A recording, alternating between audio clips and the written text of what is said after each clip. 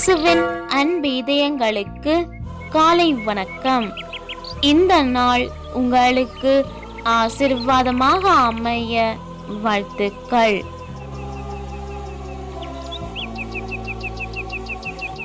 இப்புதிய நாளுக்கான ஆசீர்வாத இறைவசனம் யோபு அதிகாரம் 5 இறை வார்த்தை 24.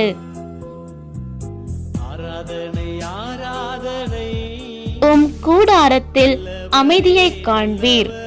உம் மந்தையை சென்று காண்கையில் ஒன்றும் குறைவுபடாதிருக்கும். அற்புதமே அதிசயமே